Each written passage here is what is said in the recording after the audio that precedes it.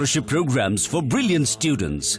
Over 9,000 students with 90% plus in their 12th boards are currently at Amity, benefiting from the culture of academic excellence and focus on research and innovation.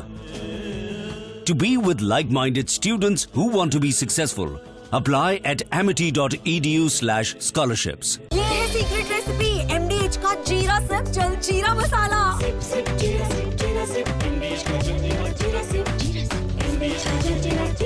Mahi sir, how much do you love your fans? Honestly, I love my new fans.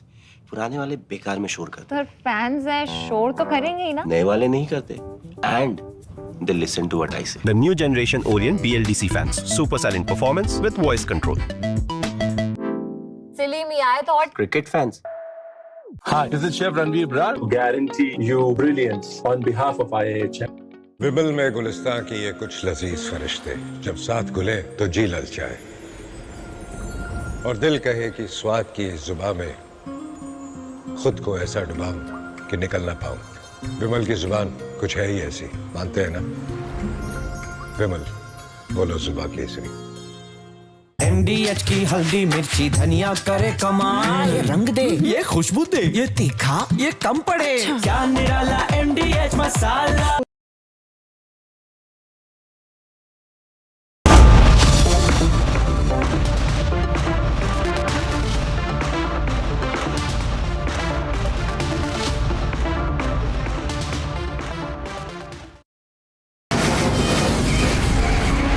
From the Republic Media Network headquarters, it's time for Arnab Goswami on the debate.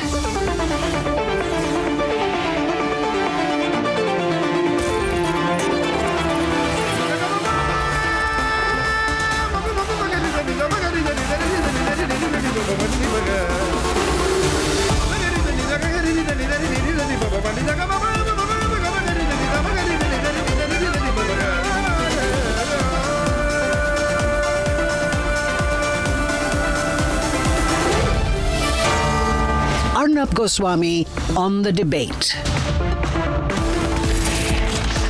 On the show tonight, a huge revelation on Operation Sindoor. A big admission by the then principal advisor to the Ministry of Defence that we did touch Pakistan's nuclear base. At 9 o'clock tonight, why the Pakistani dossier, their document admits that India hit not one, not two, not five, but many more of their targets, that it was a precise and deep hit.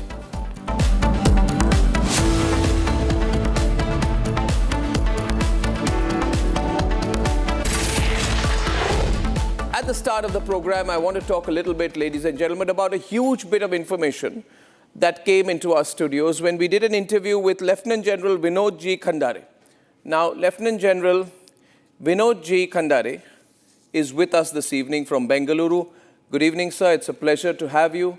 And I was watching your interview, and it gives us a big talking point for tonight. So there he is, General Khandare. And let me introduce him.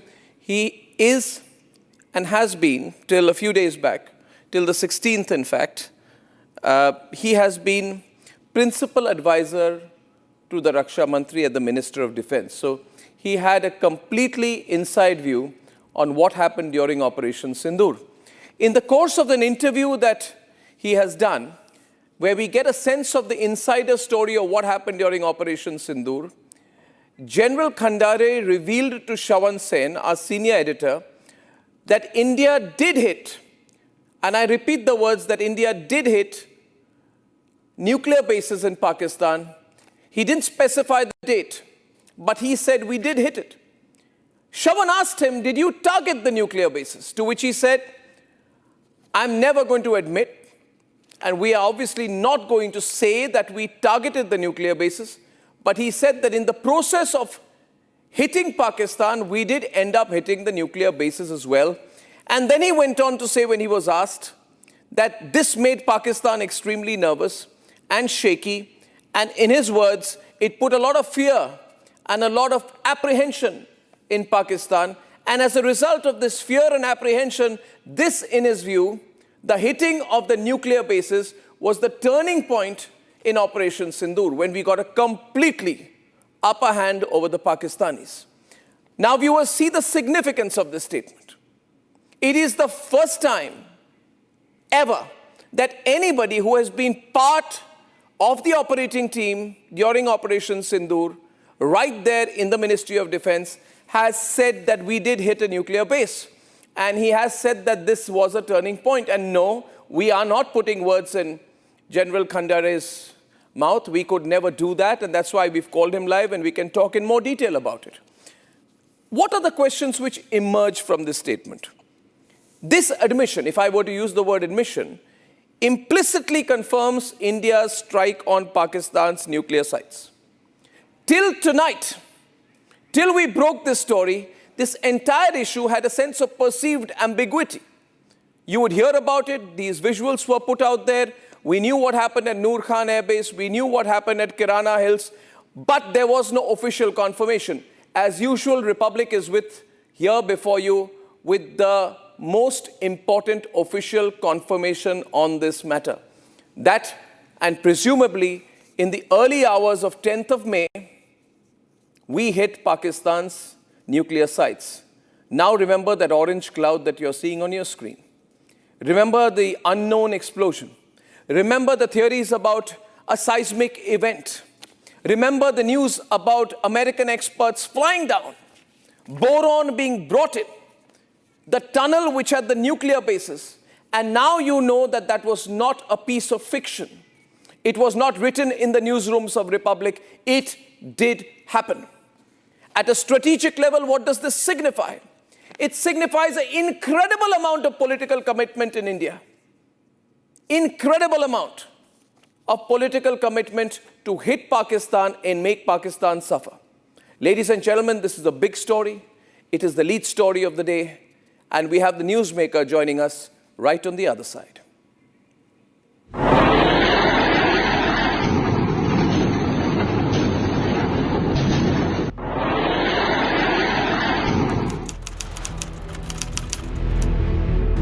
Thank you for telling us that Kirana Hill houses some nuclear installation. We did not know about it.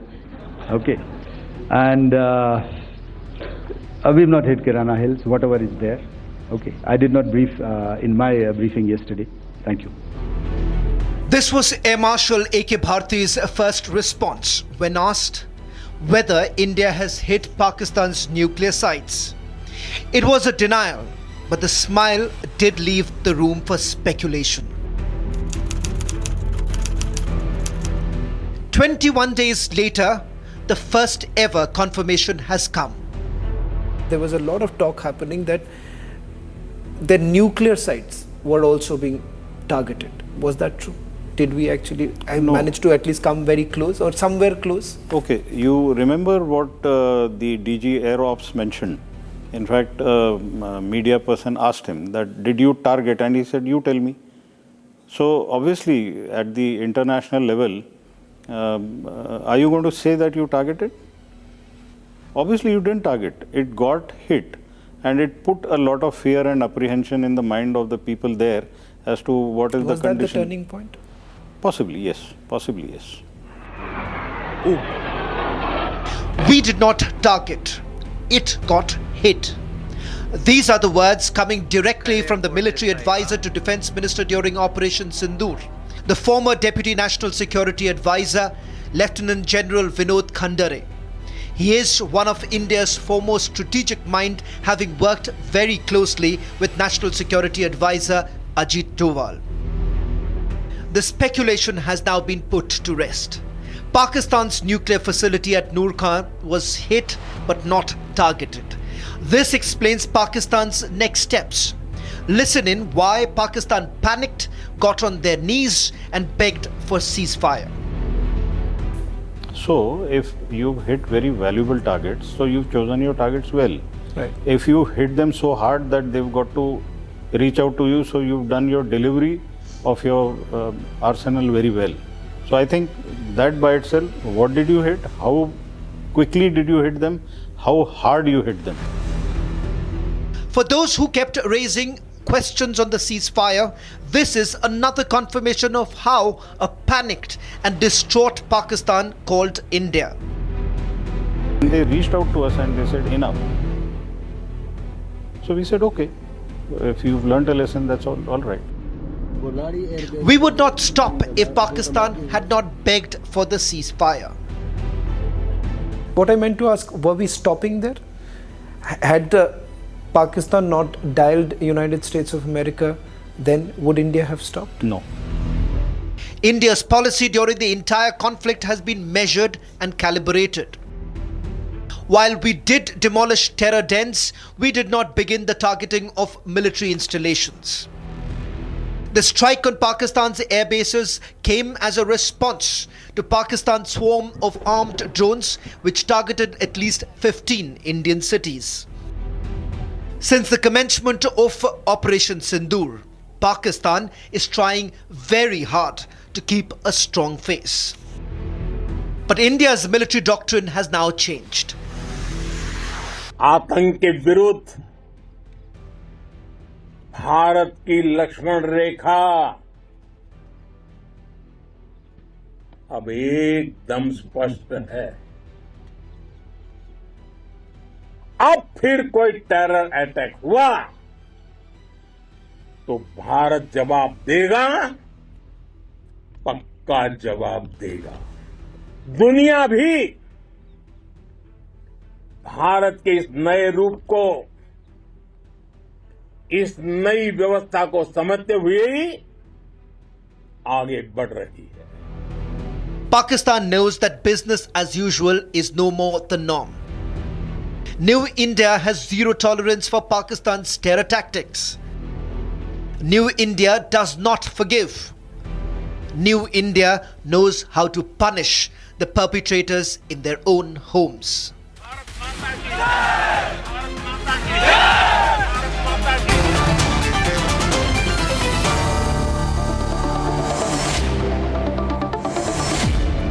And this is a very important conversation today, ladies and gentlemen. So if you're watching this at home or on streaming, you can ask others to also come in.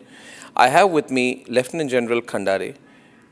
Lieutenant General Khandare has held various important positions in the Indian Army and has till recently, till a few days back, been the military advisor, the principal advisor to the Ministry of Defense during Operation Sindoor, which obviously has given him a very important operational role, advisory role, and more than a ringside view.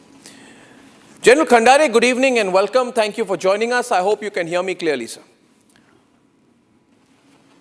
Yes, Arnab, good evening. Jai Hind to all your viewers. I can hear you clearly. Jai Hind, sir. Sir, I'll come straight to the point.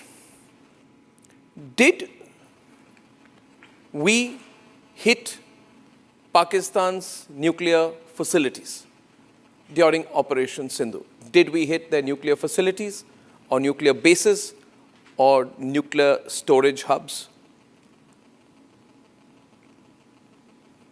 You know, Arnab, we are strategic analysts. You know, when we do analysis, we do it in a manner that we join the dots.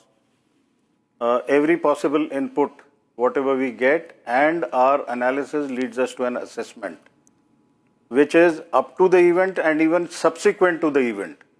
So when I say what made me conclude this, I want to tell you whatever happened on that night, I want to take you a step ahead. Can we do that? Let's do that. We have all the time, sir. We have all the time, but I would request my team to not just mention that you're a defense expert, but that you've been recently, till recently, the principal advisor to the MOD. Please continue, sir. Please. Yes, sir. I'll walk you through, Arnab, and your viewers to understand the psychology of Pakistan military leaders, and that will give you an insight as to how they behave.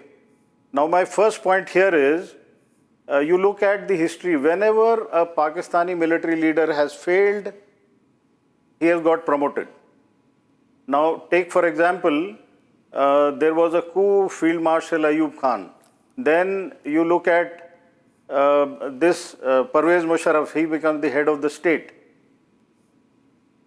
And now this person, on 12th, we had that heinous crime. 22nd, we had that heinous crime. prior to that, on 17th, he had given a hate speech about India to the diaspora of Pakistan and telling them that the two-nation theory holds good.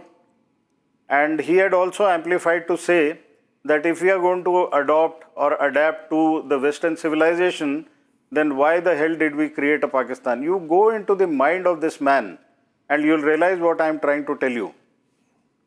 Now, this was on 17th, on 22nd, this happened. 26th, this man goes to Kakul and he's telling the young minds there that this two-nation theory and how India needs to be tackled.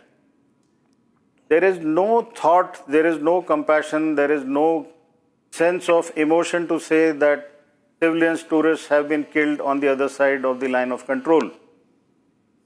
Then, after this kind of a military disgrace or a failure that he goes through, I am sure he goes and tells the stooges that are there in the political hierarchy that better promote me so that the failure can be turned into a victory. And the only thing that combines the population of Pakistan is Hate India campaign. Now, all that together, if let us say, I am saying hypothetically, if he had not done this, history would have remembered him as a failure. So he has diverted the attention very carefully and taken it as a victory. And this is the psychology of military incompetence of Pakistan leaders. When you join the dots, you realize that how big a failure could have been inscribed in their history. And he's turned it by just getting himself the field marshal's post, the coveted post. And he hasn't quit from the Chief of Army Staff post, which Ayub Khan had done earlier. So please join all the dots in the cognitive domain and you'll understand why. It's not what, it is why. You have to understand why it is being done like this. So I go back to the issue when we were hitting Pakistan. When we hit them, we first hit them on the 6th, 7th morning. We hit them on 8th, and then we hit them on 9th, late night, 10th, early morning.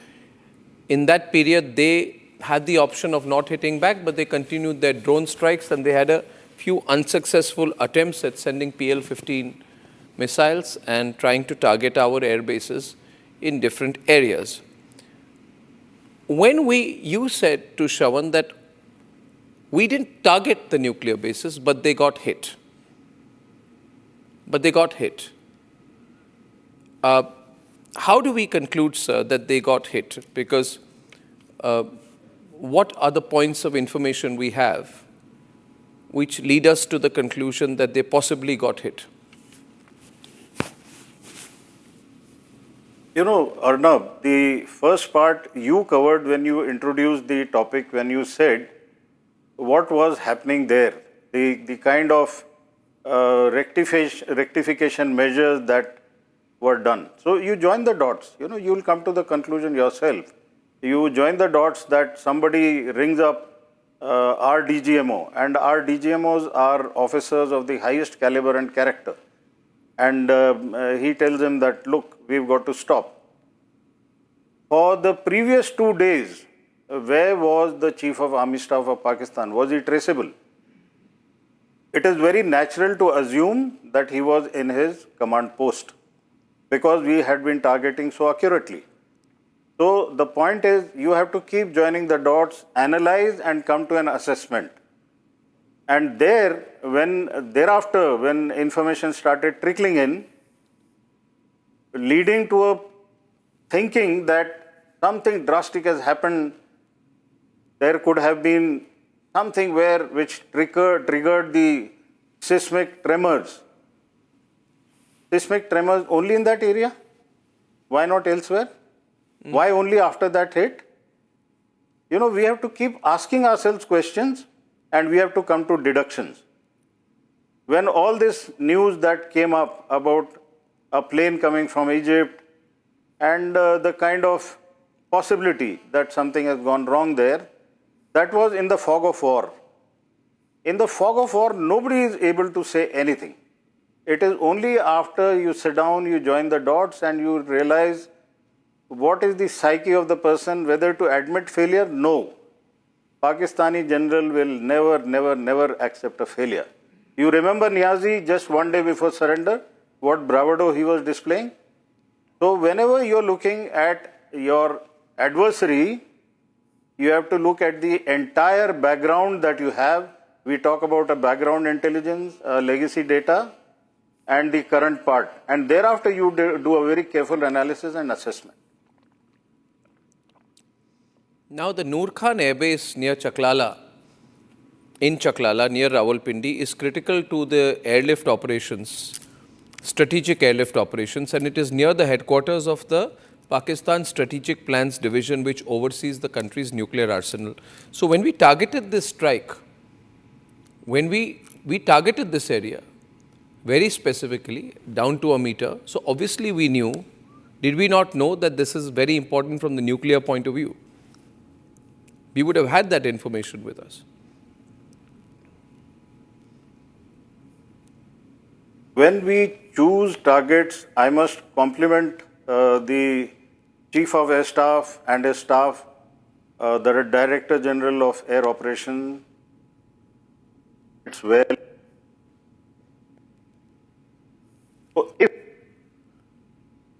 Obviously, it is not what we had originally intended to hit something and hit it hard. And that is the thing I would say. I would give full marks to our officers that they planned everything well.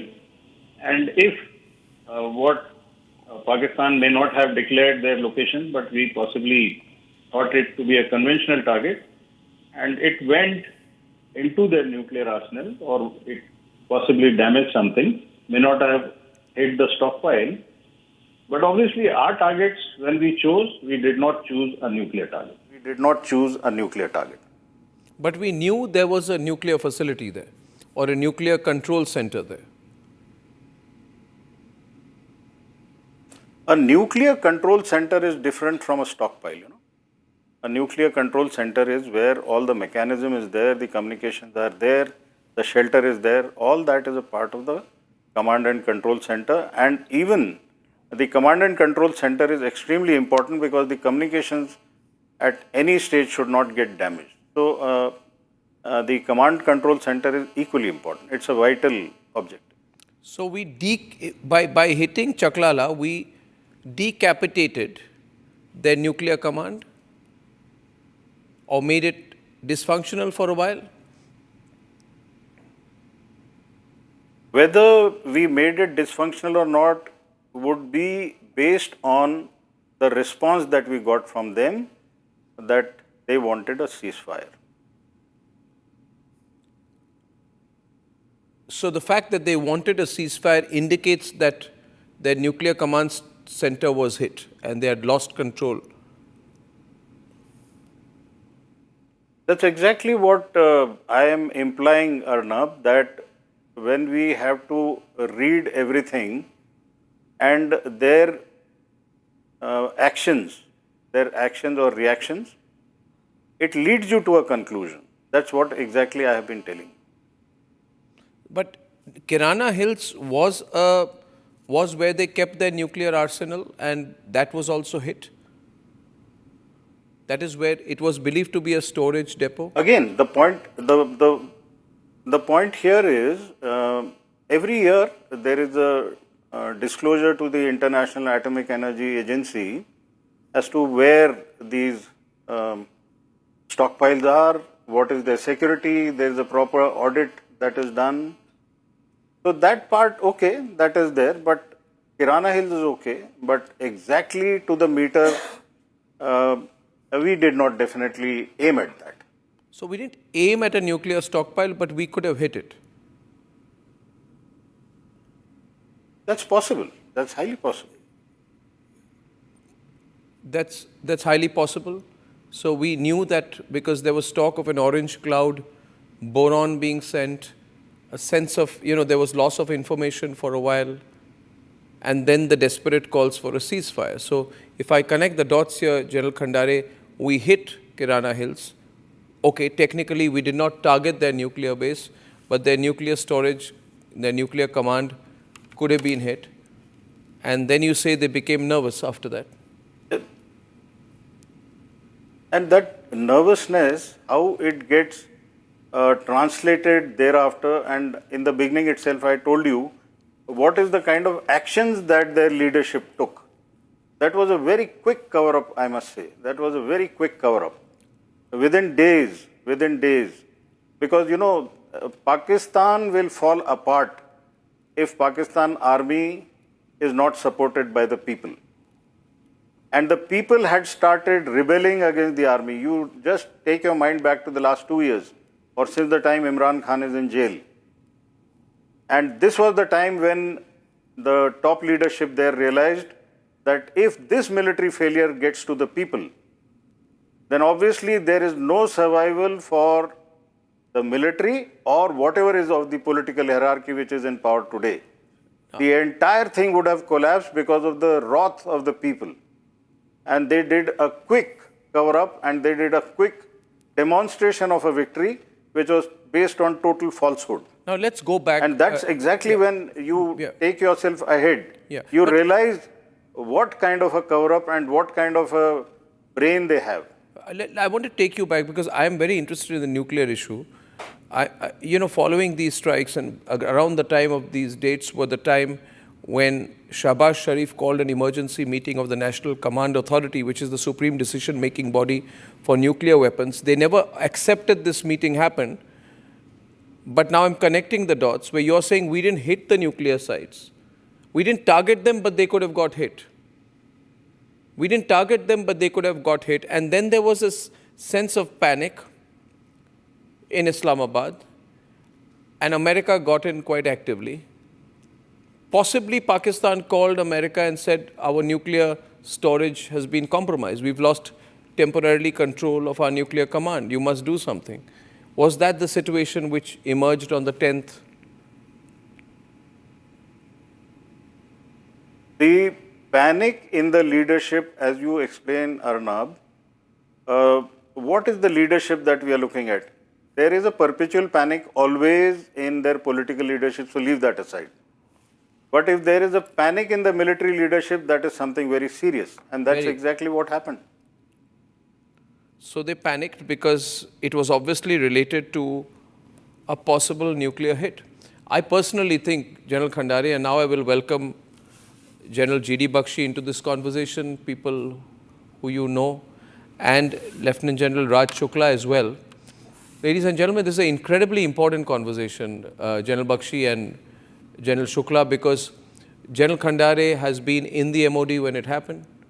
He was an advisor to Raksha Mantri till a few days back, so he was in the inner circle. I first want General Bakshi and General Bakshi, your take on how you're reading the information. Obviously, I understand. I completely, viewers also understand this. There are things that General Khandare cannot say because he was in an operating role during Operation Sindoor. But he's indicating pretty much on the lines that you said, General Bakshi, isn't he? What he's sharing with us tonight. And it will make headlines because we are saying we possibly hit their nuclear weapons, nuclear arsenal, or where they were stored or where they were controlled from. And it's a very big move. It's a very decisive move from India's perspective, historically.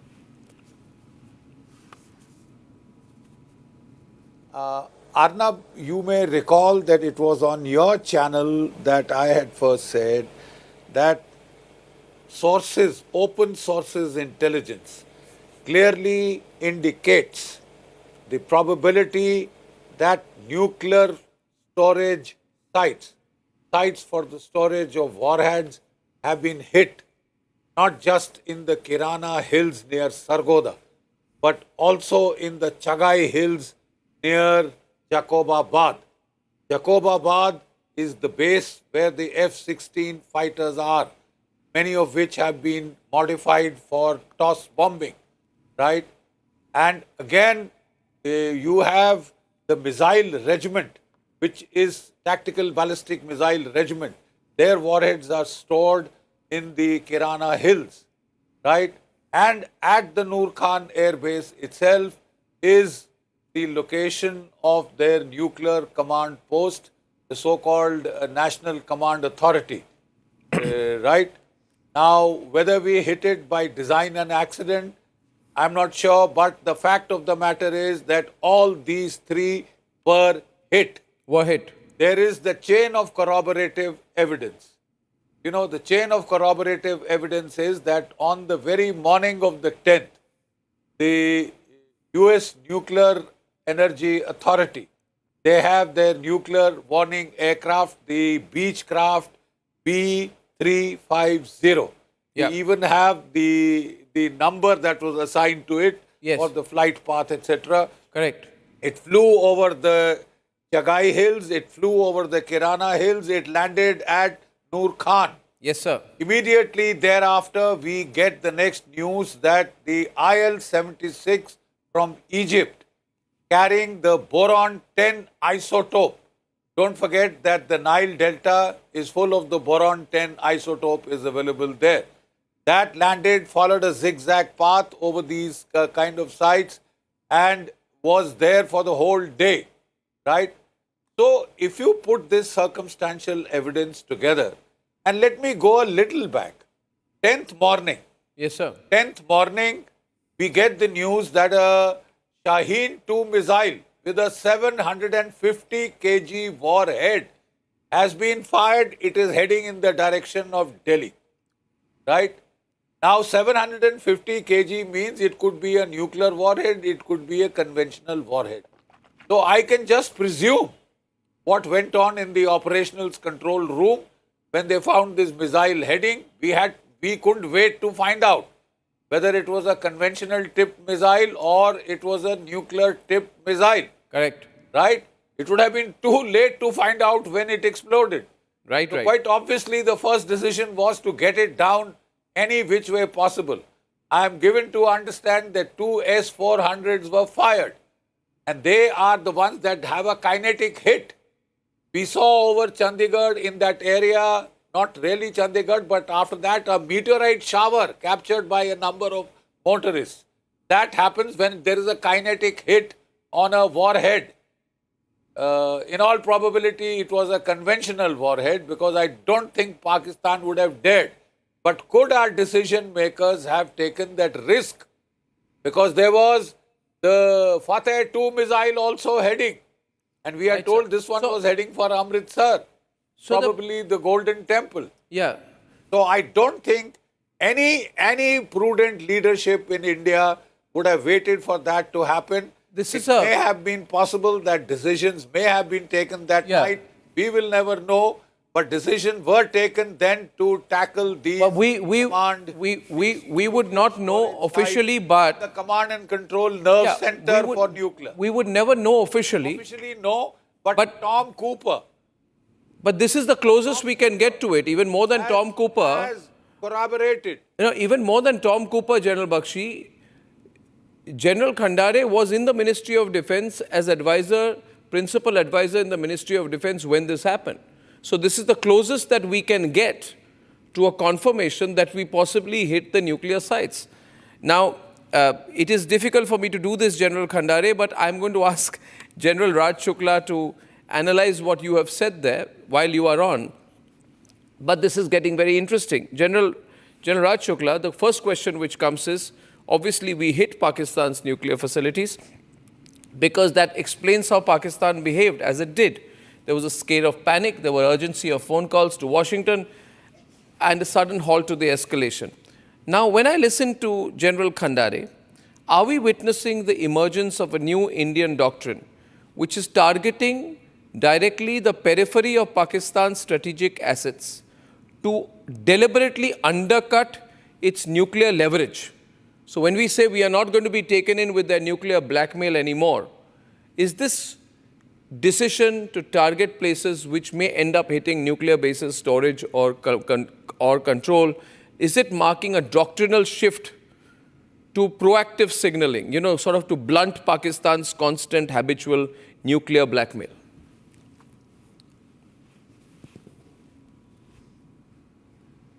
So, you know, Arnab, I've been listening very carefully to General Khandare and General G.D. Bakshi. May I caveat what I have to say by saying this, that I am an independent observer, analyst. I have no insider information in the manner General Khandare would have had. But when I look at facts independently, I come to exactly the opposite conclusion, that India would not have hit the nuclear sites. And I'll tell you why. Look at the operational premise, the conflict design of Operation Sindoor. It was calling the schoolboy nuclear bluff in the sense that we were saying, you have nuclear weapons, we have nuclear weapons, we are very responsible with our nuclear weapons, you have not been responsible with your nuclear weapons. You have sought to create these artificial thresholds, or sought to artificially lower these thresholds, and under a nuclear cover you have been going onto a going on a terror rampage.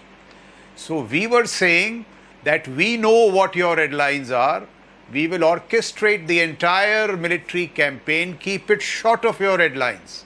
And we were saying that there is enough conventional space to deal with your terror acts without transgressing into the nuclear domain. So that was the precise politico-military objective. I will reiterate. Pakistan was saying that under the nuclear cover, we'll go on a terror rampage. And if you just give me 2 minutes, General Bakshi and General Khandare would recall, May 2002, Kalu-Chak, they do exactly that. Within hours of Kalu-Chak happening and Prime Minister Vajpayee saying that we will, aar par ki ladai and we will go across, Hamid Gul and Kidwai started waving the nuclear rattle. Immediately, shockwaves went to Washington. They pulled out some of their staff from the embassy in New Delhi. American businesses started exiting. And India was told that you please behave responsibly. You are causing war and this nuclear panic. So look at how cleverly Pakistan was doing all this. The perpetrator, by waving the nuclear rattle, got away, and the victim, which was responsible, was penalized. Now, Sindoor said, we will set this right. We will carry out conventional operations without crossing the nuclear threshold. Now, everything that General Khandare and General Bakshi said appeared in bits and pieces, in social media, so on and so forth. But if you look at our nuclear doctrine, what is it? It says that we will not use ballistic missiles with nuclear warheads, so that our nuclear signaling is transparent. It should not be mistaken. And I presume Pakistan would reciprocate. They would not put nuclear warheads on their ballistic missiles so as to avoid the confusion that General Bakshi spoke of. So our strategic design, our politico-military objectives conveyed precisely the opposite. Now you see, subsequently, after the DG Air Ops spoke, I recall a clarification, I don't recall exactly from where, which denied, official clarification which denied this. If you see the recent statement of the CDS, they categorically deny this. And one last point, Pakistan was of course decimated, those 28 places that had been hit, but they were a consequence of our conventional might. When we had conventionally decimated them, when they had lost control of the air, they were naked, vulnerable, exposed. Why should we cross the conventional line? It does not make any sense to me. So I think that was never the objective. We didn't do it. And I don't know what the basis of General Khandare's so I would like maybe he's right, but I tried very hard. I cannot understand. I will, before I go back to General Bakshi, I'd like to go back to General Khandare with just one input from my side. With such eminent gentlemen, I don't want to show any fake knowledge on military matters, but I think that what General Khandare was suggesting, General Shukla, was that we were not crossing the threshold. We were using conventional weapons. We were not putting nuclear warheads on missiles. We were targeting places, and in the process, some nuclear related areas could have got hit. For example, the satellite imagery shows that the Mushaf Airbase in Sargodha, which is reportedly connected to underground nuclear storage beneath the Kirana Hills, was where there's a tunnel. was hit by multiple loitering munitions. And this is unmissable that this base is associated with nuclear assets. Yes. You want to say something, General Shukla, first? Let me just say this. Just one line. See, this is so important. So, I mean, we have never used nuclear warheads in Operation Sindoor. That is out of the question. Yeah. I'm saying even our conventional warheads did not, either by design or by default, target any of Pakistan's nuclear facilities. Okay, now I want General Khandare to come in on that. You heard the assessment, General Khandare, from General Shukla. I would like your views on what he has said there. When we go back to the possibility of whether nuclear-related areas were hit. General Khandare. Okay, look at it from two angles. What did we prepare for? We prepared for everything that was conventional, including the targets, our weapon systems, everything was conventional. We have not violated our strategy. We have not done something which is different from what has been given to us. Now, in the fog of war, if something like that has happened, then obviously this is something different, and we have not targeted. I keep reiterating that, and you have also said that in our plan, where was the question of targeting any nuclear asset? We did not. But if that has got hit, that obviously is in the fog of war, it happens. And if that was not so severe, why was that reaction of panic in the apex leadership of Pakistan? I'm saying, why do we want to stop at that particular night? Why are we not willing to go ahead and join the dots and analyze, like General Bakshi has also done? We have to see it in its entirety. Please do that. That's exactly what my point is. Sir, you said that General Khandare, you said that we are not targeting any specific nuclear facilities, target or storage places for their assets. However, you also said that there are disclosures that are made annually and biannually, perhaps by all nuclear countries, to the Atomic Energy Commission, in which you share details of which are exactly pinpointed nuclear sites, and we would probably have that information with us. And then you also said that our targets were very precise, and the CDS himself said both in Arnab, he said it was very precise, down to a meter. So how can we say we did not know what we were hitting and nuclear sites got hit accidentally? That's exactly the point. See, I'm still clear about it. What we targeted was never in violation to what our strategy is. Correct. But we knew what we were hitting. Obviously, it happens, when you are firing and when you are hitting at targets, you have fed the correct details. Now, if something has happened and it has set panic, what is your assessment after that? Why are we not going to the assessment after that? The obvious assessment is, and General Bakshi wants to come in on that, the obvious assessment is they panicked because maybe something nuclear got hit. General Bakshi. General Bakshi. General Bakshi, interesting point of the chair. Two quick points. Yes, sir. Raj, nobody ever said that we use nukes to target their nukes. No. Conventional munitions, precision-guided munitions. I didn't say that. I was just clarifying, Arnab. I was clarifying, Arnab. That is what I conclude. Can I please? Can I? Okay. Like I said, none of us have mentioned, neither me nor General Khandare have mentioned that nuclear weapons were used to target nuclear storage sites. Right? Number one. Number two, Tom Cooper has geolocated the picture of that explosion on the Kirana Hills to that exact nuclear site. Right? Number three, there is an agreement between India and Pakistan, not to target their nuclear facilities.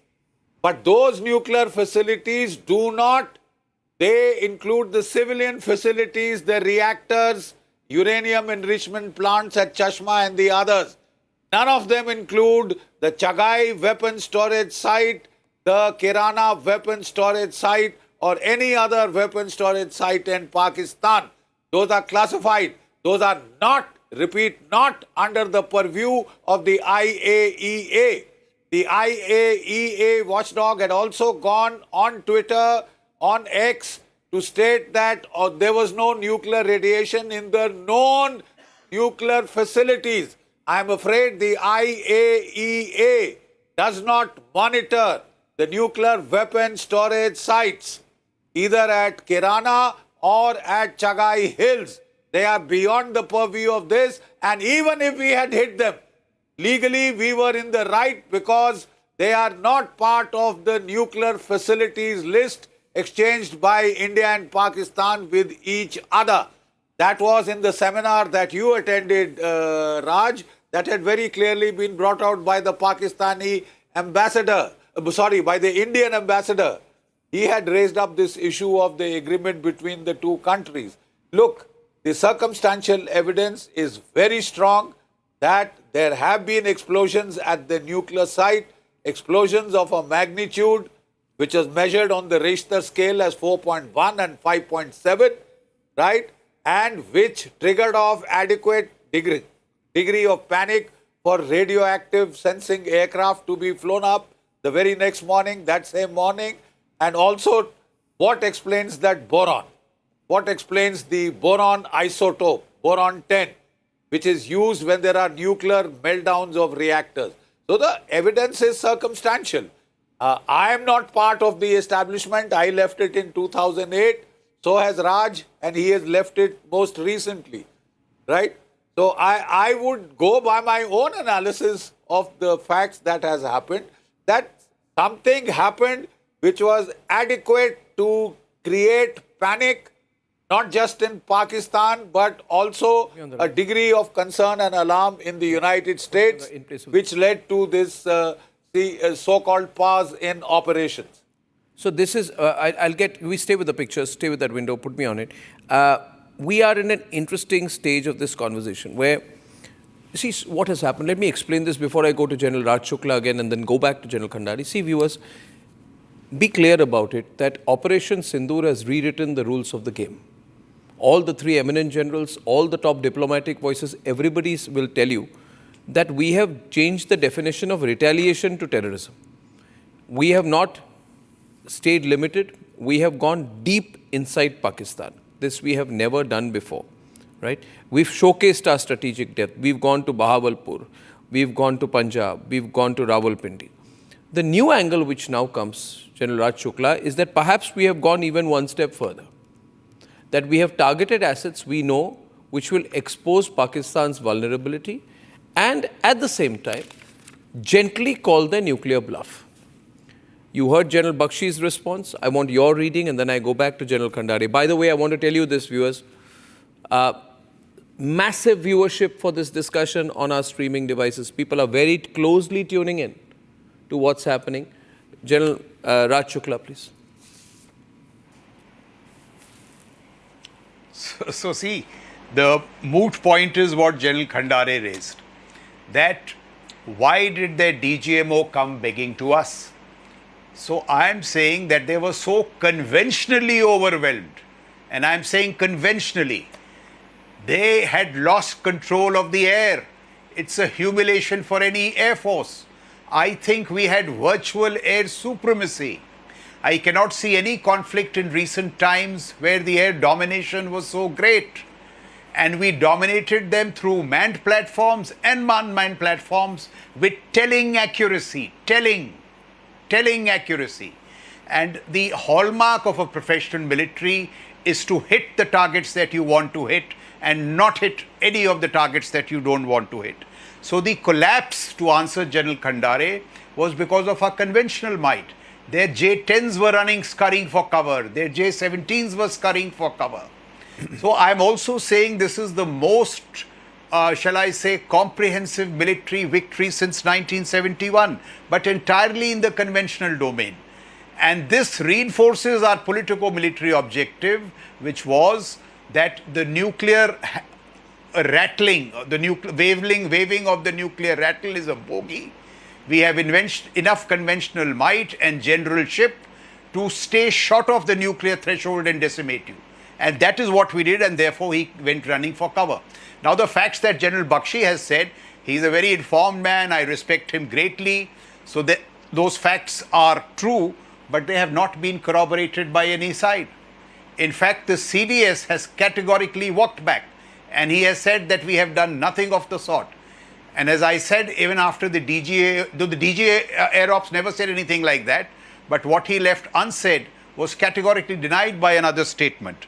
So it is on that basis that, you know, I seem to come to the conclusion that there was never our objective. I don't think we strayed into any such hits. There was no need to do so. And the last point I wish to make, having said all this, I'm one of those the votaries of those who say that the entire nuclear paradigm in the Sino-Indian and the Sino-Pak context needs to be revisited. This whole doctrine of transparency, ambiguity, no first use, but that is a separate matter. But as operational Sindoor, you know, unfolded, my views I have just presented in the last 2 to 3 minutes. I completely get it. My last point on this is back to General Khandare.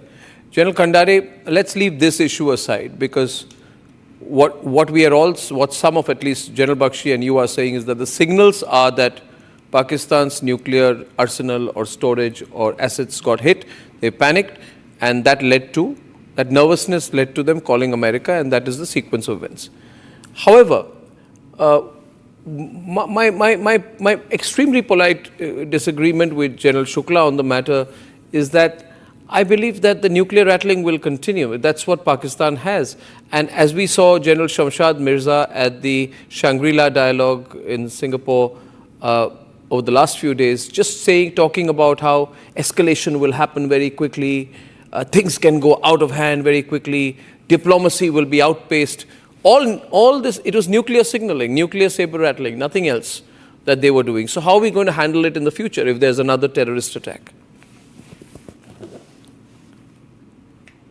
Arnab, firstly, let me be very clear about this. Most of us, and I in particular, will never trust a Pakistani, whether he gives it to us in a document form or whether he gives it to us in a declaration form. While at international level, conventions are supposed to be obeyed, but I don't think the Pakistan generalship will ever be trusted by any one of us. That is point number one. The second point I want to make is, whatever has happened, that is one part. But in that, what all can set panic? So even if the nuclear command post, the communication gets hit, then how do they communicate? What exactly is the way of retaliating, even if they decide to retaliate? So we have to look at every possible contingency that could have happened. So that is my second point. And the third point I'm saying, please look at it in future. Okay, we've done very well. There's a lot of chest thumping. We are very happy about it. That's okay. But what next? Have you seen any kind of going back to say, okay, let's cool down? Not a single general or not a single statement from Pakistan gives an indication that they will not escalate in future also. Yeah. I have these 3 small points which I wanted to make, and I'm sure if you ask General Bakshi, he may have his views on that. Yeah, I unfortunately don't have time for that, but I must say this has been both informative, educative, and in the slight divergence of views, we've got a very strong assessment of where we stand. Either which way, I think we've come out on tops. We are a clear strategic winner. I thank you, General Raj Shukla, General G.D. Bakshi, and of course, General Vinod Khandare for joining me this evening. And ladies and gentlemen, we are continuing on this kind of track because when I come back, we have a Pakistani dossier, their own document, which shows that we hit many, many, many more targets than even we knew. Details of that when I'm back. Time for a quick breather. Arnab will be right back with the debate.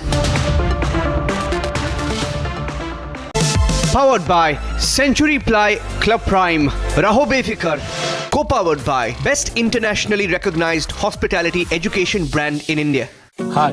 This is Chef Ranveer Brar, and I'm here to tell you that also gives me the license to guarantee you brilliance on behalf of IIHM. Join International Institute of Hotel Management. Amity University has one of India's largest merit scholarship programs for brilliant students.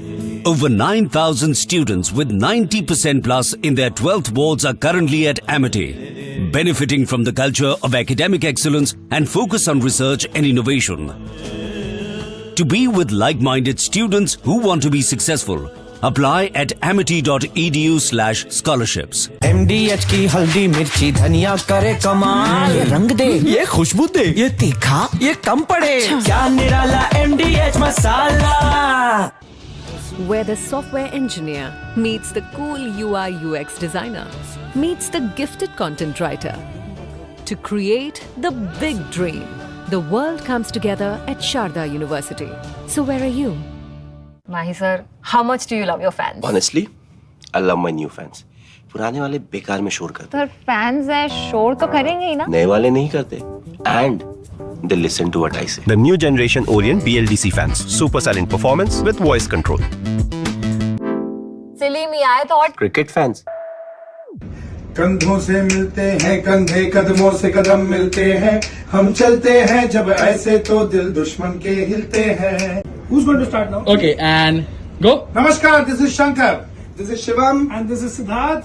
And today we're here at the biggest stadium in India for the biggest match of the year, which is the IPL Final 2025. But today is really special because we are going to be performing as a tribute to the armed forces. We're going to be singing a garland of melodies for them, and this is a way in which we Indians can offer our gratitude, our salutations, and our appreciation for what the armed forces have done for us, will do for us, and are doing for us. They are the real heroes, and through our music, if we can even bring out a small smile, I think it will be a huge achievement for us. So we're really looking forward to this, and we are truly honored to be here and experience this magical moment. कंधों से मिलते हैं कंधे, कदमों से कदम मिलते हैं, हम चलते हैं जब ऐसे तो दिल दुश्मन के हिलते हैं. अब तो हमें आगे बढ़ते हैं रहना, अब तो हमें साथी है बस इतना ही कहना. अब जो भी हो शोला बन के पत्थर है पिघलाना, अब जो भी हो बादल बन के पर्वत पर है छाना. कंधों से मिलते हैं कंधे, कदमों से कदम मिलते हैं, हम चलते हैं जब ऐसे तो दिल दुश्मन के हिलते हैं. भारत माता की जय.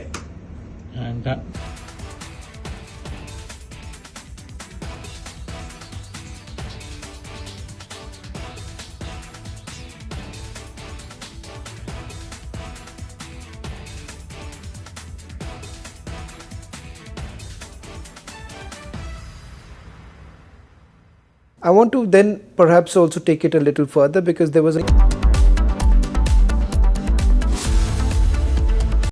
Powered by Century Ply Club Prime, Raho Befikar. Co-powered by best internationally recognized hospitality education brand in India.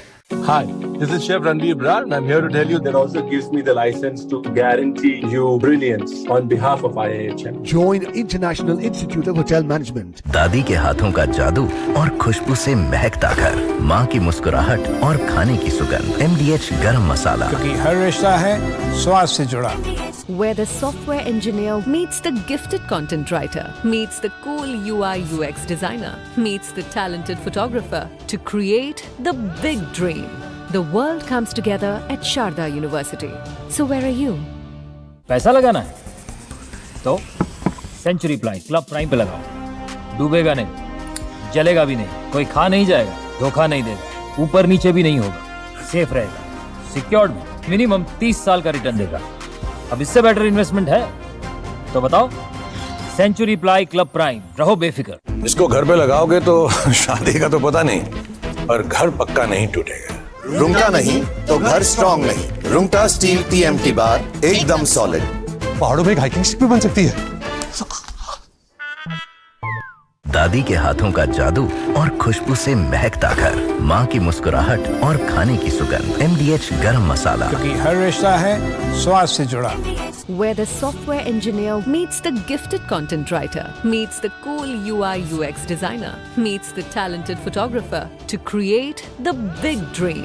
The world comes together at Sharda University. So where are you?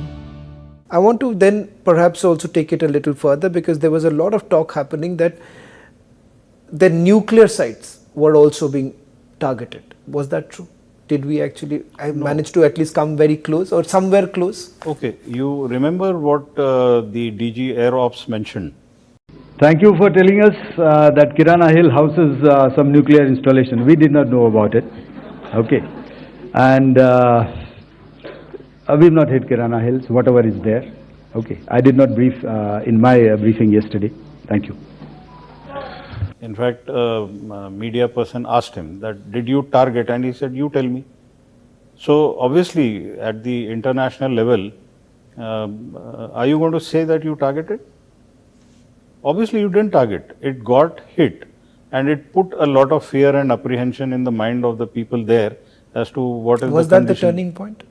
Possibly, yes. Possibly, yes.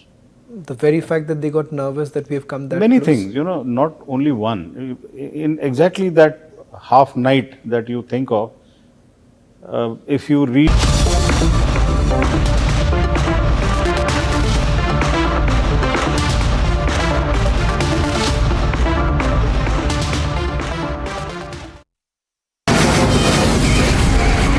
From the Republic Media Network headquarters, it's time for Arnab Goswami on the debate.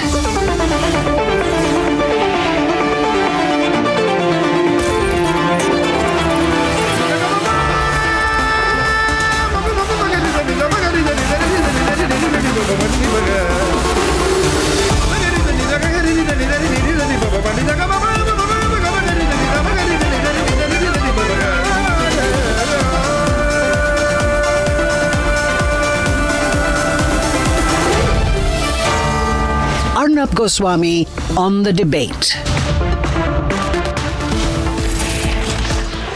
Ladies and gentlemen, welcome back, and time now for the nation's sharpest opinion. And on the nation's sharpest opinion, tonight I want to talk about a dossier that has been released by Pakistan. Now, why am I talking about a dossier that has been released by Pakistan? Am I giving space to the Pakistani point of view? Absolutely not, ladies and gentlemen. What I'm trying to say is that the truth inevitably comes out. And the fact is that we really hit Pakistan very hard this time. And that is a truth which cannot be hidden. Even if people try to hide it, they can't hide it for too long. And the fact is that Pakistan has had to accept before its own people, before the people of Pakistan, the Pakistan army has had to admit before its own people that yes, they were hit very badly by India, that they were hit repeatedly by India. And therefore they have put out what I call is a panic document. Pakistan has panicked, and they have put out a panic document. And in that panic document of Pakistan, they have made many admissions. Admission one, that India struck many more targets that had been revealed. In fact, they give a whole list of places which have been hit hard, and they give a list of 8 more targets than revealed so far. What proof do you need when the enemy itself admits that India hit it very hard? जैसे हिंदी में कहते हैं, भारत ने घर में घुसकर मारा, और जो maps है, the maps are showing in fact strikes on Peshawar, Sindh, Bahawalnagar. Ladies and gentlemen, Hyderabad in Pakistan, Chor, Attak. These are important targets. Attak, ladies and gentlemen, houses Pakistan's Kamra Airbase. So the Pakistanis are saying that we were hit in many places, many places by the Indian Air Force, by the Indian Army. And we were hit in Peshawar. Peshawar, ladies and gentlemen, is the headquarter of Pakistan's Northern Air Command. The Chor base, CHHOR, Kant, houses Pakistan's desert warfare troops with ground equipment that enable steadfast movement in extreme conditions. So what does this information that Pakistan is sharing prove? It shows that the Indian armed forces hit Pakistan even more than has been publicly mentioned so far. So we should be extremely proud about the fact that not only did we hit and hit hard, that we did precision strikes which are down to 1 square meter, but that we hit areas which even we did not know about. So our loitering munitions, our missiles, all hit with extreme precision. So I want to say this, viewers, that when Pakistan admits that it was beaten very hard, why is Rahul Gandhi trying to get the opposite picture? When Pakistan admits that our armed forces hit them hard where it hurts, why is Rahul Gandhi and the Congress party giving an impression that we were hit in turn? What is the agenda of the Congress party, the nation wants to know? What is in their mind? What is their plan? And what is their intention, ladies and gentlemen? Anyway, enough said about the Congress party. It's insignificant, so I'll take away those pictures and go back to the moot point. And what is the moot point tonight? The moot point is that Pakistan has released a dossier and it shows Indian strikes on very key areas like Peshawar, Attak, Bahawalnagar, Hyderabad, Jhang and Chor. Viewers, nobody tipped off Pakistan. We hammered them hard. More than you knew so far. Let's debate. Attack हुआ है नूर Khan base पे।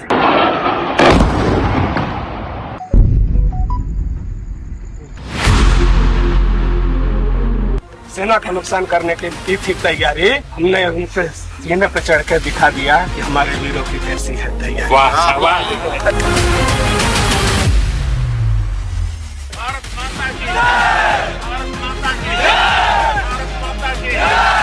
Operation Sindoor has been India's harshest response to Pakistan-sponsored cross-border terrorism and Pakistan's worst nightmare. 9 terror camps deep inside the territories of Pakistan and POK identified and struck. And now, a month later, Pakistan has unintentionally confessed to India's military superiority. A dossier made by Pakistan indicates wider damage inflicted on the terror state during Operation Sindoor. At least 7 more locations were hit. Peshawar, Gujarat in Pakistan, Bahawalnagar, Hyderabad in Pakistan, Jhang, Chor and Attak. Pakistan's official response highlighted damage to civilian infrastructure, but the dossier's details indicate that the Indian strikes were not limited to terror camps but also targeted deep military assets, including airbases and logistical hubs. The dossier might have been made to push Pakistani propaganda, but it did not hit the Pakistanis that by doing so they were providing more evidence, more saboot of the large-scale destruction caused by Indian airstrikes. Taken together with earlier giveaways like the one in which Prime Minister Shehbaz Sharif visited one airbase but clearly skirted the runway which was hit by India, this is a clear case of Pakistan standing completely exposed yet again. Islamabad has just admitted to India's airstrikes beyond the known bases. Their internal files could not be more solid of an evidence to prove India's strategic edge. And while their leaders continue to roll red carpets and make terrorists their blue-eyed men, मेरा सैफुल्लाह कसूरी साहब के निस्बत professor तला साहब के साथ मेरी तल्लुकदारी किसी ऐसी बुनियाद की वजह से नहीं है। मेरा एक रिश्ता है हाफिज सईद साहब के साथ, मेरे वालिद मरहूम के साथ उनका बहुत गहरा तल्लुक था। मलिक रशीद साहब के साथ उनका भाइयों जैसा रिश्ता है। हमें इनके साथ इस मरकजी मुस्लिम लीग को हम अपनी दूसरी जमात समझते हैं और हम समझते हैं कि ये लोग पाकिस्तान की खिदमत करने वाले लोग हैं। India is lifting the veil off Pakistan's propaganda machinery. Officially, we know in 1965, Zulfikar Ali Bhutto declared a 1,000-year war against India when he addressed the United Nations Security Council. And probably Ziaul Haq gave form to this particular doctrine of 1,000 years war. And someone added this 1,000 cut into it. And similar kind of venom was fueled by General Asim Munir against India and Hindus. Speak just a few days or weeks before what happened in Pahalgam. In Pakistan itself, the older commands of the terror machinery is being taken down. Abdul Aziz SR, a senior commander of Jaish-e-Mohammed, was found dead under mysterious circumstances in Bahawalpur in Pakistan, Punjab, the latest of many killings due to gang wars. From denials to dossiers, Pakistan has tried to bury the truth, but their own documents dug it up. As India flies with precision, Pakistan is scrambling with excuses. Operation Sindoor wasn't just a mission, it was a message. Loud, clear, and unforgettable.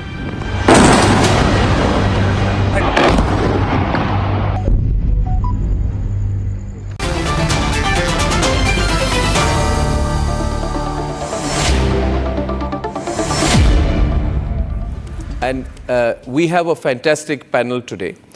And I want to start by saying one thing tonight on a lighter note. I'm told the IPL final is going on tonight, but I have record viewership. We had hundreds of thousands of people watch us, so it proves that more people...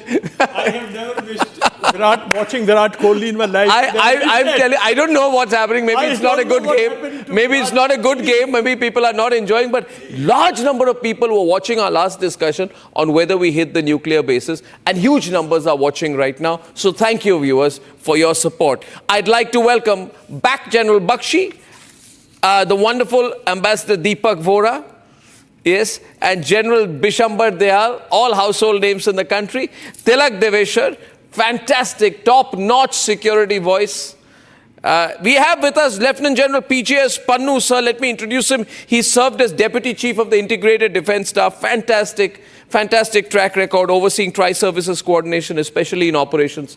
So he had a lot of ground information. And Sheikh Hamir is there. Now you'll say Sheikh Hamir is a Congress leader. Why have I got him in this panel of generals? Because he is with the Congress party, and I'm going to put him in the dock a couple of times tonight, given the information coming from Pakistan. So, Sheikh, I'll give you a start, because after this they won't let you talk. So I'll tell you, you guys have been saying, what did we lose? Why don't we share? We know countries with us. Our armies should declare how many jets we lost. Today I have a report, Sheikh, a very important report, a dossier from Pakistan which says that India struck not one, not two, not five, not six, not 8, but 22 sites, out of which 7 were never even disclosed so far. So Pakistan and Congress propaganda has gone wrong. Once again, Sheikh, your opening remarks, maybe you just want to say sorry and move on. Well, Arnab, you narrated something and you are saying we must be sorry for what? We salute the bravery and precision of our Indian Army. And let me be clear, these are professional military actions, not political achievements of BJP. And what is actually happening, you are trying to politicize it. BJP MLA from Udhampur called our Indian Army as Nikamme. Was there any action taken against that MLA? No. Sheikh, Congress has always stood by Indian Army. Sheikh, no. Sheikh, no, I don't want to make it political. I'll come back to you. Now, I'll do the military analysis here with the generals first. We have always believed in quiet strength, not this I asked General Dayal. General Dayal, Atak houses Pakistan's Kamra Airbase. Peshawar is the headquarters of the Pakistan Northern Air Command. And the Chor Cant houses their desert warfare troops, a lot of ground equipment. Why are the Pakistanis going public saying we were hit in so many places? Is that not unusual? Arnab, actually, let's not say what Pakistanis are saying, and let's not say what Indian people wants to know or what Indian politics is talking. Yeah. Let's talk of what the armed forces have done. See, the armed forces of this country, everybody must know, are organized to defend this country from aggression, external aggression, and any internal threat. True. And also in Hindi, I'll say कि अगर दुश्मन sir उठाता है तो मुंह तोड़ जवाब देना है. दुश्मन ने सर उठाया and we gave a मुंह तोड़ जवाब. Correct. Right? Correct. Now, for that, we do not believe what Pakistan says. We have an internal system, and you can ask the Air Force, you can ask the Army, there are other panelists here, Jan Pannu, etc., very experienced. Please. Yes. We get a assessment of destruction, assessment of an objective. Correct. After that, we take. So whatever we have said, and in that it is not easy, not difficult or easy to count bodies or anything, but there is no doubt we hit him on the night of 7th. We hit all the designated terrorist camps, training camps, headquarters, and where they were residing. We killed large number of terrorists, and then on the night of 9/10, we played merry hell with their air effort, with their air bases, with their air from where the air support was coming. So we hit them very hard. We hit their air defense system. I'm of the opinion that by 10th morning, Pakistan had morally and physically, and Pakistan psychologically was on such a back foot that it has never been on that foot. And there was a shiver in the Pakistani camp.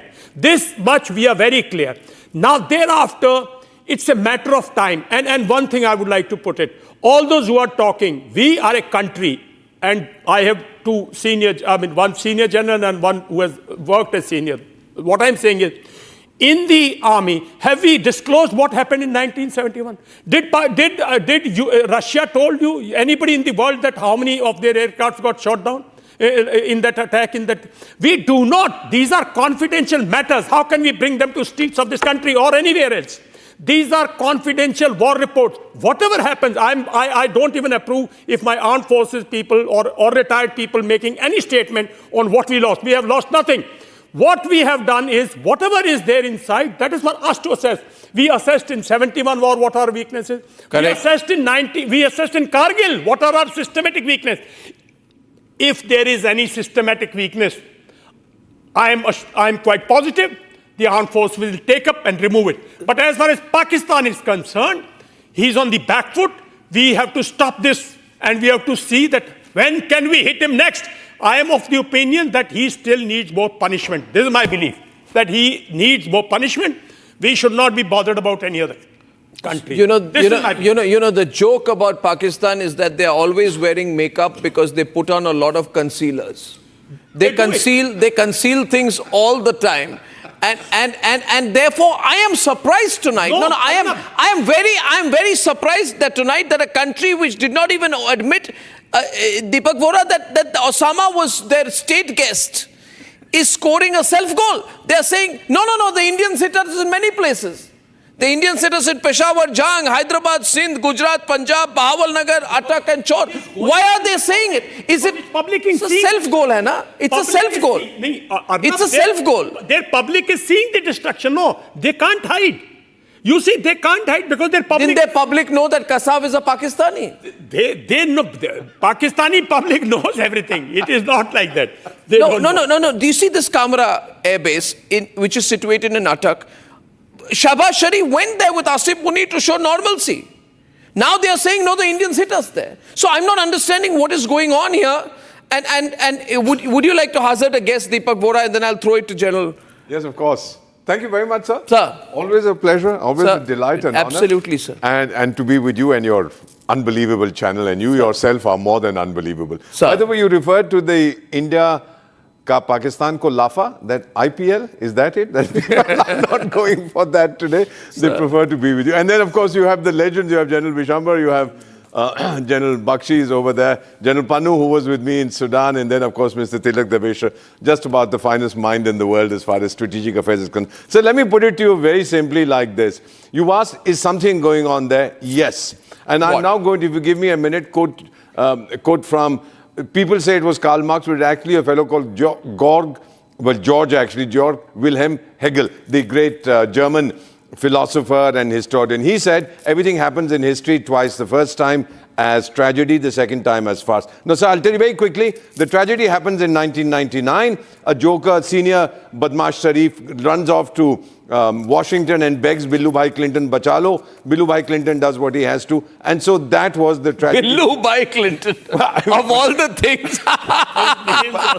Ada Sardarus. Of all the things, General Bakshi, today, Billu Bhai Clinton, my God. Yeah, it was, somebody must send this. And then what happens is that he gets kicked out by that General Mushrif Raf or whatever it is. So that was the first, that was the tragedy. So that was the senior Badmash who called him Said Sharif. Now in 2025, that very thing is, according to Hegel, being repeated as farce. Because this buffoon goes off and says, my general called me in the morning when I was swimming, with whom he didn't say, or whatever, and said, what are your instructions? And I said, we are peace-loving, don't stop fighting. Sir, I'll tell you what is going to happen. The moment this Pinjadi Wali Munaria decides to kick out the junior Badmash Sharif, he's going to say, इसने मेरे को बोला था, नहीं तो मैं तो दिल्ली जाने वाला था. He stopped me and therefore he has to go. This is going to be repeated within the next 4 weeks. I'm sticking my neck out by making a prediction, but it will be the farce that is being played out day in and day out in that country. They blame non-state actors, don't they, sir? Yeah. That's the term they use. And I want to ask all the bright people, isn't Apple Incorporated in India a non-state actor? Isn't Maruti a non-state actor? Aren't all the big players, aren't the NGOs? Into legal problem tonight. Sir, aren't the NGOs non-state actors? Isn't civil society non-state actors? I mean, I'm state actor because I'm government and so are the general. What about the others? All the consultants, aren't they non-state actors? So let's not get into this, rubbish. But still I'm not understanding here. You see, I'll go to General Bakshi and then to General Panu. See, and of course to Tilak Deveshwar. No, I am saying Pakistan has just made Asif Munir a field marshal, which means this idiot is going to be in office for life. For life. Yes. For life. Yes. For life. Right? Keep troubling you. He is going, whether troubling, I think he'll trouble the Pakistanis more. But he's there for life. Now, that is a bad general. Every corps commander will want to resign before he takes the job because he'll have to report to Asif Munir. Why are they saying that we got hit? You made him a general and a field marshal, and now you're saying that 22 places got hit? Because they want America and China to replace free of cost the weapons that were destroyed. Absolutely. And the air defense. But they're admitting in the process that India entered 22 locations and hit our ground equipment, throttled it. I don't understand this. I mean, it doesn't affect them. It doesn't affect them. Nothing affects them. You must understand the nation. Of course, it must affect them. The people. So it must affect them. No, it doesn't. General Bakshi, what's going on in your view with this admission from Pakistan? And then I want to pull out that bite where the Pakistan Assembly Speaker is on stage with Hafiz Saeed. I'll run the whole long soundbite after that. So we Punjabis are attacked all the time. General Bakshi, what's going on, sir? Arnab, this is interesting and a bit intriguing. You see, Pakistan generally does not admit to where all it has been hit and how hard it has been hit. It, sweeps it under the carpet and pretends to smile, and show sang-froid that we are smiling still. In fact, this time they were doing bhangra after the pause in operations was announced. I personally think that when the DGMOs briefed, the DGMO Air Ops briefed you on the airstrikes that were done and, the BrahMos air-launched cruise missiles that had been fired. I am not very sure if we had covered the scores of, drones that we had launched.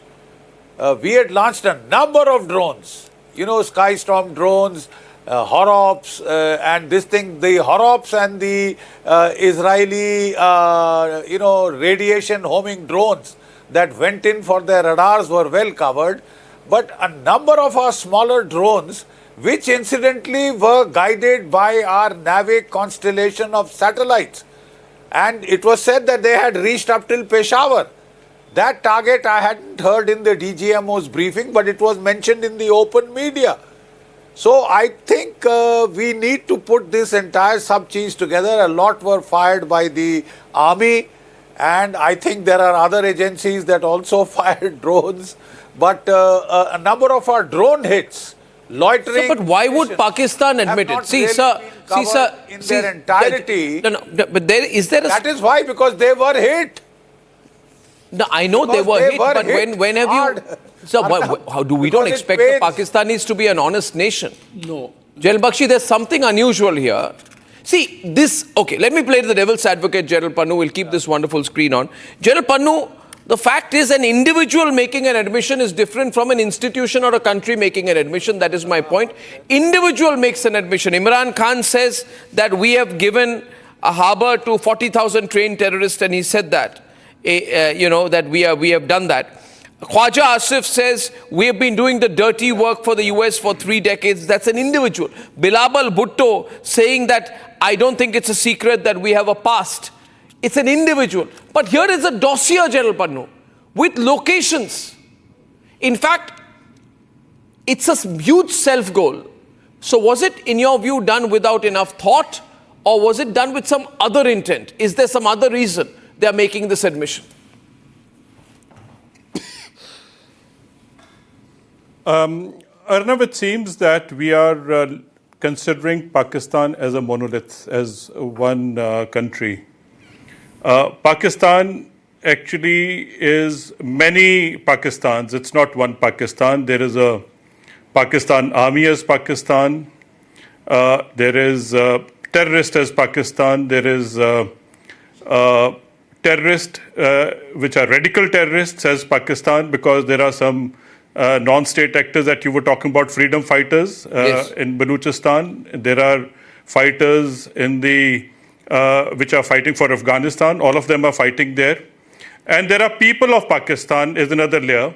But most important layer in Pakistan is a political layer, and nobody can see it, nobody can feel it, and yet they are present. They have nothing to do with Pakistan, yet they are there. So when you're saying that Pakistan is saying this, you don't know what Pakistan you're talking about. Are you talking about the army Pakistan, or a political Pakistan, or Awam Pakistan, or a terrorist Pakistan, or the freedom fighter Pakistan? Which Pakistan are we talking about? That is point one. Point two is that even within the military, there is not one military. If the operation was fought and the credit is given to some Air Force officers who've been talking about the achievements of the Pakistan Air Force, the promotion should have gone to the air chief. There is some air chief by the name of Mr. Babar. If the army has done nothing about anything and they have only lost everything and they've been smoldering, and behind the smoldering airfields and defenseless Pakistan army, why is the Pakistan army chief becoming the field marshal? Why is that the Air Force in Pakistan does not have their own air chief controlling the air operations if they did? So, I think we have to dissect everything slice by slice, and therefore the ISPR, the ISI, and the Chief of Pakistan Army are one layer, which are the core of Pakistan, and rest are all peripherals of Pakistan. As a result, what happens is that the number of layers, when they start speaking different languages at different time, you will find some truth, some half-truth, and some covered disinformation. All shades and complexions of information will flow out of Pakistan. As far as India is concerned, well, Indians did what professionally they should be doing. They had a limited mandate. They went and stuck those terror camps, and they announced that this is what we have done, and no more we are going to do, because we have done what we mandated to do after what happened in Pahalgam. And no more, no less. After that, it was only the retaliation which came from some kind of Pakistan, because, there were drones which were toothless, there were drones which malfunctioned, there were drones which were imported, there were drones which were quickly assembled, all those being thrown at India, and then they realized that these drones are not doing much, and they started firing some missiles which were all knocked down by the Indian air defense system. I'm not going to go into equipment by equipment, which equipment did what to what. But the fact of the matter is that Pakistan's response was, from their side, more than adequate, but it was completely inadequate as far as India is concerned, because the defensive layer of India worked so beautifully. Now, it is only when they cross the red line of retaliating, I think that is where the Indian loaded arsenal of our professionals, how they were to do a job, they've done. And they have stuck all the target lists which we professionally keep. We are not going to keep saying that, fire has come from there and we will neutralize this. We have a target list, and these are strategies which are pre-fed, and therefore the military will unleash by the design how the military is programmed to do with the equipment which are targeted. So these are pre-factored targets which over a period of time, different type of Pakistan is making a noise, and the ISPR tries to cover it, and the ISI tries to feed into the ISPR, and they're trying to make a big in a disinformation campaign so that only the chief, that is the Munir, gets a promotion, and then he moves around like a king in Pakistan. And that is where I think Imran Khan also said, why make him a field marshal, make him a king of Pakistan. And that is how the Pakistan is configured. So now how do we decipher what the Pakistan is doing? Because it is just a big jungle and there are many animals making all sorts of noise. Which is the right animal that you will pick and analyze? Sir, in that context,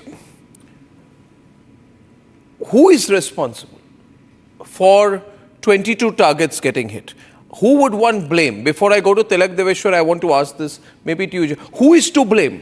Now that you've gone public and you said 22 sites were hit, who is at fault? Lies at the door. Army, Navy, Air Force, who in Pakistan? See, air defense system is under whom? Under the air chief of Pakistan. They will agree with me that our air defense system, our army air defense system is limited to protecting army elements when they are in battle. No, if 22 areas have been hit in Pakistan, the Pakistan air chief has to take responsibility.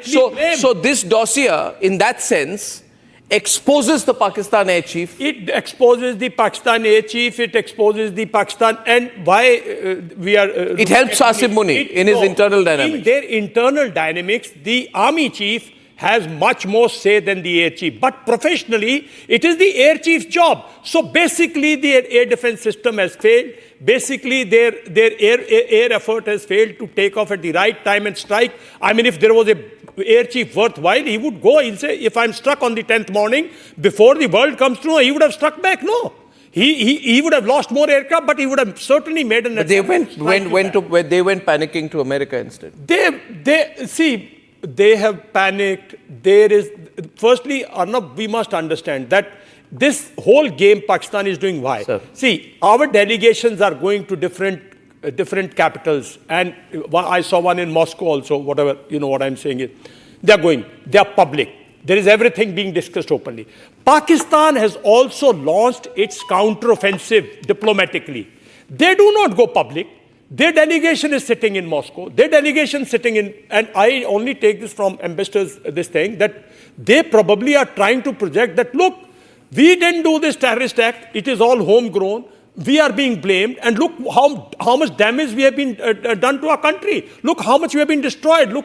So, and they will never tell you, the Russians will never tell, they are trying to win your countries, which are your friendly countries, which stand by you in all crises. They are trying to even poison their know that we have been hit badly, that our infrastructure has been destroyed, that we have been completely depleted. They are now creating a story because everybody knows that they went to the Americans. Everybody knows that America, on their behalf, the vice president must have rung up our prime minister. All these things are known. We also know that DGMO rung up our DGMO. The world knows it. So how do you build a story where you again sympathize? And you will be surprised.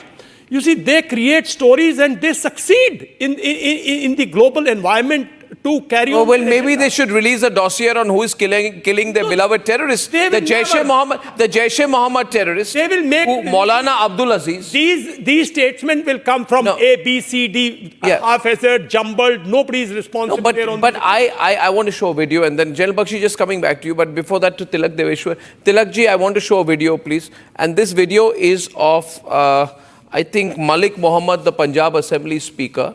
And he's talking on a stage that I have an old relationship with Hafiz Saeed. I love Hafiz Saeed, Hafiz Saeed, Hafiz Saeed, Hafiz Saeed. He's a PMLN politician. It is totally in the open. I'm seeing this trend over the last few days, Tilak Deveshwar, that Hafiz Saeed, Jaish-e-Mohammed relationship with local politicians is becoming more and more open, more and more political rallies. And I want to play this, and then I'll ask you how you view this. Full frame, please. Can you play this with the translation? Taluk मेरा सैफुल्लाह कसूरी साहब के निस्बत professor सलाह साहब के साथ मेरी तल्लुकदारी किसी ऐसी बुनियाद की वजह से नहीं है। मेरा एक रिश्ता है हाफिज सईद साहब के साथ, मेरे वालिद मरहूम के साथ उनका बहुत गहरा तल्लुक था। मलिक रशीद साहब के साथ उनका भाइयों जैसा रिश्ता है। हमें इनके साथ इस मरकजी मुस्लिम लीग को हम अपनी दूसरी जमात समझते हैं और हम समझते हैं कि ये लोग पाकिस्तान की खिदमत करने वाले लोग हैं। Now, in the context of the admissions, this comment now coming in, Tilak Deveshwar, I'd like your reading of the news that's come in today. Arnab, thank you. Before I come to this particular point, you raise a very fundamental issue. Yes, sir. I have never in my experience seen Pakistan admitting to being hit, especially by India. Never. Never. They will always obfuscate, they will hide. Avoid. They will use every trick in the book to make sure that their people don't know that India has hit them even more than what India is claiming. It is extremely fishy. There is much more to it that why this admission has been done. So I think we need to, I would rather wait for the Indian Air Force to come out and say that this is a false claim, we never did it, or we did it, and whatever. I would go by the clarification that the Indian Air Force makes. Second, I think the important point here also could be, I think it was mentioned in passing by the two generals here, a lot of people are questioning why has Munir become Field Marshal and why the PAF chief has not become Marshal of the Air Force. Because if it was basically an air battle, he should have got it, got the credit for it. So what does Munir do? He tries to pull down the Air Force by saying, look, the Air Force air defense was not able to protect Pakistan at a crucial time of war. 22 of our places were hit, thereby bringing down the PAF a notch. Not notch, several notches. Possible. I'm just speculating on this. Now, coming to this politician's speech, there's proof after proof after proof in this last 1 month that Pakistan is a terror state, a terror supporting state. When the officials, constitutional officials, like this is the Speaker of the Punjab Assembly, it's a constitutional post. He is saying openly, and his party is in power in Punjab and at the center. He's saying openly, there's Kasuri Saab. He's saying openly, Talla Saab. And that family has deep relationship with them and all that kind of junk that he spoke.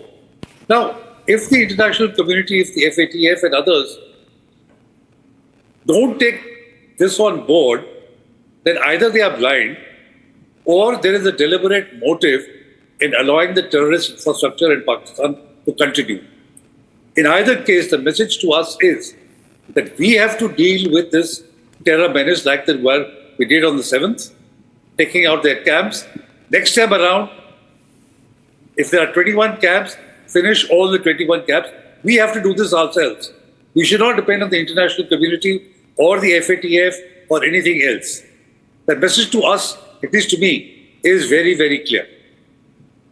Arnab, I'll just chip in something. See, we got to realize that during the Kargil, this was fought on hills. The common public had no knowledge. No. Borders pe people died, Pakistanis, they don't acknowledge. When they sent in 1996 proper army generals and everything to support Talibani to fight against the alliance in Afghanistan, they lost large number of people, but the Pakistani people didn't know. Here, when an airfield is struck by your missiles at night, there is the whole town gets up. You think the town didn't know?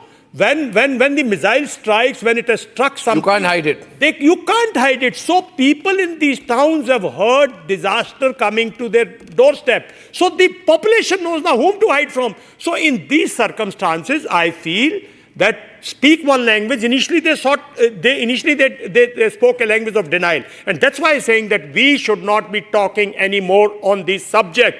Our people should be just saying, we don't need to talk. We don't need to talk. We no, need we to talk act. about him. Let's talk about him only. No, let's not talk. I mean, we should talk about him. No, but so now there are internal conflicts. Whether you say Air Force versus Army, whether you say polity versus Army, polity versus Air Force. Now these are internal dynamics of Pakistan which are being played. And at the same time, ISI has sent generals with these delegations to America, to England, to Russia, to all that, and they are nowhere in the news. They are putting false propaganda. I'd say I'm also always looking from our perspective. I go back to General Bakshi. I'll get you in next, Deepakji. We need to be very careful now, I think, General Bakshi, because see, we have, whether we like it or not, a stronger internally Asif Munir in Pakistan, who has more say. And we have just shown a soundbite which shows the influence that Hafiz Saeed and his party has. Hafiz Saeed is being hit.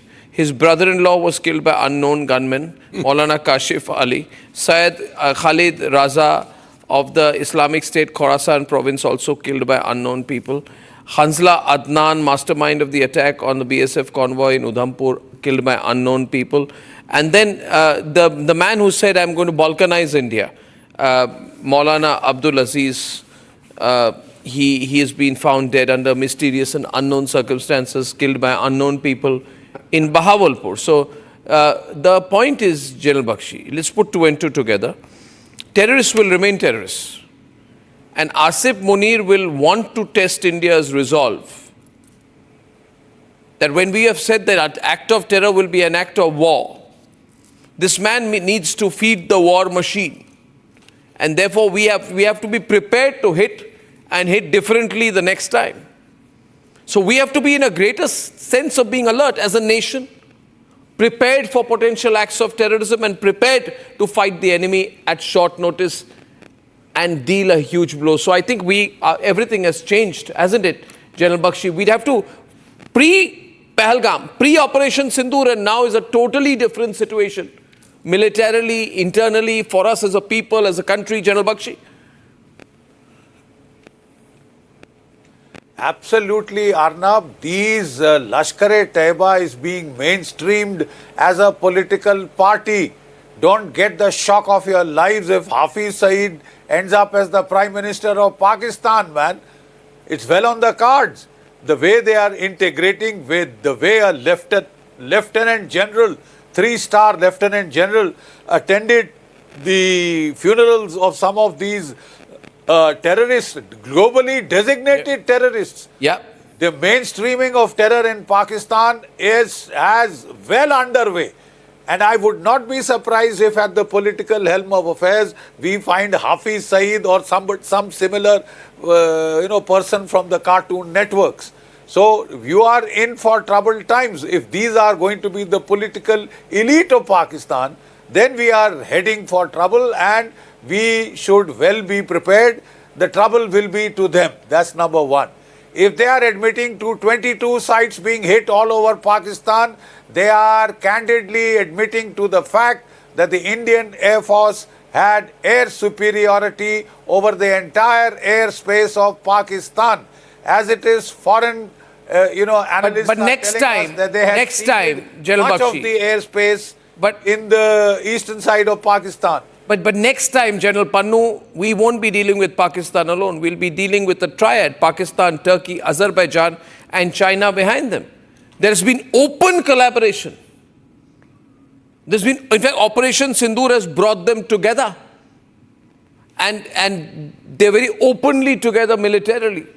So, does that make the possibility of another terrorist strike or another war situation more likely or less likely? No, Arnab, we better jack up Pakistan and China, of course. Yes, General Pannu. Arnab, as has been read between Pakistan and China, they have some kind of a symphony that they play together. When you are talking about the air defense systems going down, I think the air defense systems were very hurriedly cobbled up together with the Chinese experts and Chinese operators. Pakistani officers and the military could not handle them. I suspect even some of the aircrafts could have been flown by the Chinese pilots. Okay. The Chinese have not fought a war with their own equipment. They have developed a very huge military industrial complex, but they have not tested any of their equipment. They have always tried to find some place or the other where they could field equipment which could be put to test. With the Pakistani body bags and the Chinese hardware, I think this was a great combination that they could achieve. Pakistan is an interesting nation because it is also not only a terrorist, but I think there is also underworld here. A lot of underworld does parallel economy work where a lot of cash flows through the drugs and a lot of stuff comes which is unaccounted. You can't even mention from where certain things are coming and could well be from United States of America because there is also a deal, underhand deal, which is going on with some cash or some bitcoins or cryptocurrency. With people happening. close to Trump and So when you're apparently, yeah, looking we at heard about that. Yeah. Yeah. So what I'm saying is that if India has to prepare for the next war, we have to build a deterrence so that India does not get attacked. And deterrence is not only building capability, but it's also demonstrating capability. Some amount of capability has been demonstrated. Let's assume that all those 22 targets were actually stuck by India. Yeah. Obviously, the Chinese air defense system collapsed, and it would not have collapsed on its own. It was actually brought down by the Indian Air Force and the systems that we have in place. If you recall, in Gulf War I, the Americans actually first attacked the air defense systems of Iraq completely, and they had full air superiority, and then they had complete air dominance of that area. With air defense systems going off, the complete air dominance is achievable. As a result, if 22 targets have got stuck, if they have, and they have felt it and it's got reported, obviously there was no air defense there, and air defense from the Chinese perspective, they would have gathered data. Now, let me give credit to something which I'm sure must be happening that we don't know. That is the Chinese now gathering the data of how it happened, who did what, and what they need to do next. This is a laboratory of China with the manpower of the Pakistanis, that they would sit together and work out the next way how the military industrial complex of the Pakistan and China put together would go back to the drawing board, to the R&D, to work it out how to get back to India. But I think on the other side, I think it is also a data that India has collected on how the Chinese have worked, how their equipment has worked, and how the indigenization that India has been up to, we have achieved quite a reasonable amount of superiority with the Indian equipment. And I think even India would go back to certain amount of research and development, certain amount of reconfiguring of our defensive systems and make it more superior. And it is easier for India to make it superior because we don't have to go to different countries, because a lot of stuff is being done internally in India. And I think India has today a capability that while fighting a war, we can reconfigure. While fighting a war, we can very, very quickly come back with our own industry, which is in support of us. You know, there are a number of industries, and I'm not going to name the research and development, which is now a lot has become private. I think India will have to, and as General Bakshi was saying, you give them defense budget and then deliver the equipment. If they don't get the money, how would they deliver the equipment? Yes. And I think we don't have to really reveal it to the outside world what India would do, but I think India would do well. So when you say all this, I want to play one soundbite, then I go to Tilak Deveshwar, come back to you via Deepakji. See, then there is one soundbite which happened in the middle of Operation Sindoor, when Khwaja Yusuf said, we do the dirty work for the Americans. He was talking to, I think, a British journalist. Saying, yes, we do dirty work. We do dirty work. Who says we do dirty work? Now it seems to me that he was signaling that I'm willing to do dirty work for anyone. We are a country that does dirty work. Let's play that soundbite. And I want to come back to Tilakji on that here, please. Full frame. Well, we have been doing this dirty work for the United States for about 3 decades, and West. including Britain. And we suffered for that. Well, we have been doing this dirty work for the United States for about 3 decades, and West, including Britain. And we suffered for that. Now, therefore, now, we've been doing dirty work. We have been hit in 22 places, right? And it's all very well connected. This statement is made a few days after Pahalgam when they're very scared that we're about to hit them. They're looking for partners. They're looking for active support, and they're signaling to the Americans, we're willing to do dirty work for you again. They were leveraging, and that's what the Pakistanis are good at, selling themselves as a nation. Tilak Deveshwar, if we are now connecting the dots, how do you read that?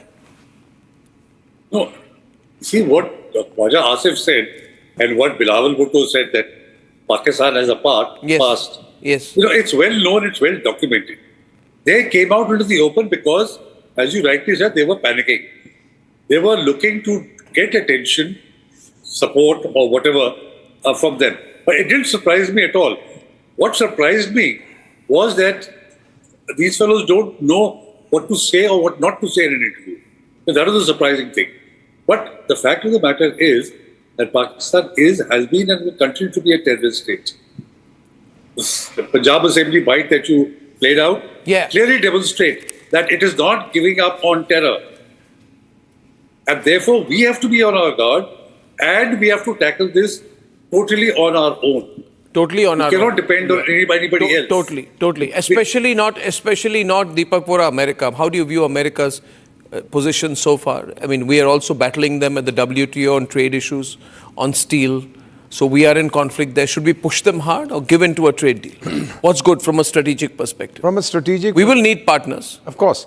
And America, whatever you might say, whatever you might think of Donald Trump, he still represents the most powerful country in the world. But is he dependable? Not at all. But on the other hand, our brand equity in America is very deep. He will not be able to cause too much of damage. He's trying, but at the moment he's being torpedoed. I'm told his family has a deal.